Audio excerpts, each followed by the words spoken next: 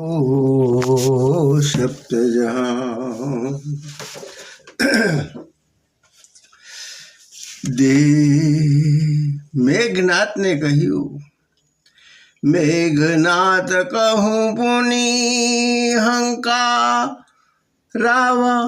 દિનસી કબલુ બરુ બઢાવા જે સુર સમર ધીર બલવાના જીનકે લરી બે કરય અભિમાના। પછી પોતાના મોટા પુત્ર મેઘનાથને રાવણે બોલાવી અને બળ તથા વેરને વધારે એવી ભલામણ કરી કે જે દેવતાઓ યુદ્ધમાં ધીર બળવાન અને લડવાનું અભિમાન ધરાવે છે તિનહી જીતી રણ આય બાંધી ઉઠી સુત પિતુહનું શાસન કાધી એહી વિધિ સબ અજ્ઞાદિનહી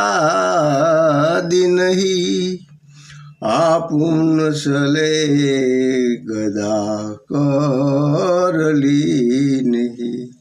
તેઓએ યુદ્ધમાં જીતી લઈ બાંધી લઈ અહીં આવ। મેઘનાદે પિતાની આજ્ઞા સાંભળી તૈયાર થઈ અને આજ્ઞા માથે ચડાવી રાવણ બીજાઓને પણ એ જ પ્રમાણે આજ્ઞા દઈ પોતે પણ ગદા લઈને ચાલ્યો। ચલત દશાનંદ દોલહી અવની ગરજત ગર્ભમ સર્વહી સુરરવની રાવણ આવત સુનત સંકોહા દેવત કે મેરુ ગિરી ખોહા। રાવણ ચાલતા ધરણી ધ્રુજવા લાગી। રાવણની ગર્જના સાંભળવાથી દેવતાઓની સ્ત્રીઓના ગર્ભ સ્રવ જવા લાગ્યા। રાવણનો ક્રોધ ભરાય આવતો સાંભળીને દેવતાઓ મેરુ પર્વતની ગુફાઓમાં છુપાઈ ગયા।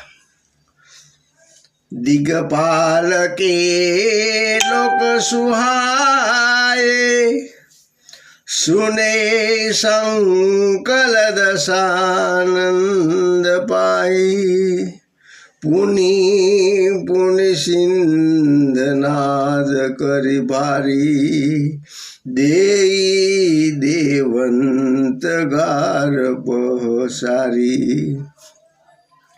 રાવણ દિગપાલ દેવતાઓ લોકમાં ગયો ત્યાં તેણે સંઘળા લોક ખાલી પડેલા જોવામાં આવ્યા। રાવણે ભારે સિંહાસનો સિંહનાદ કરી વાર લલકારી દેવતાઓને ગાળો દીધી।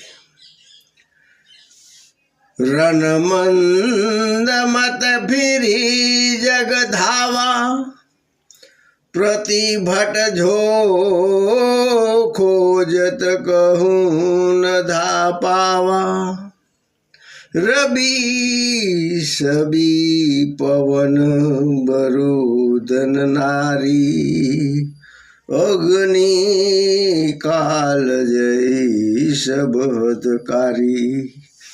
રણમાં મત બનાવનાર અભિમાની ભરેલો પોતપોતાની બરાબરી કરી શકે તેવા યોદ્ધાની શોધમાં જગતભરમાં ધૂમી વળ્યો, પણ તે એવો કોઈ યોદ્ધો સાંપડ્યો નહીં। સૂર્ય ચંદ્ર વાયુ વરુણ કુબેર અગ્નિ કાળ અને યમ વગેરે બધા યોગ્ય અધિકારી હોવા છતાં પણ કિન્નર સિદ્ધપુર મનુજ સુરનાગા હઠી સબહી કે પંથ હી લાગા। ભૂ સૃષ્ટિ જहाँ લગી તનુ ધારી દશમુખ બસ બતી નર નારી। કિન્નર સિદ્ધ મનુષ્ય દેવતાઓ નાગ બધાની પાછળ તે હઠપૂર્વક પડી ગયો। કોઈને પણ શાંતિપૂર્વક તેણે બેસવા ન દીધા. બ્રહ્માજીની સૃષ્ટિમાં જ્યાં સુધી શરીરધારી સ્ત્રી પુરુષો હતા તે બધા રાવણને તાબે થઈ ગયા. આયસ કરહી સંકલ ભય ભીતા નવહી હાય નીત શરણમ બિનીતા. બીકમાં માર્યા સૌ તેની આજ્ઞાનું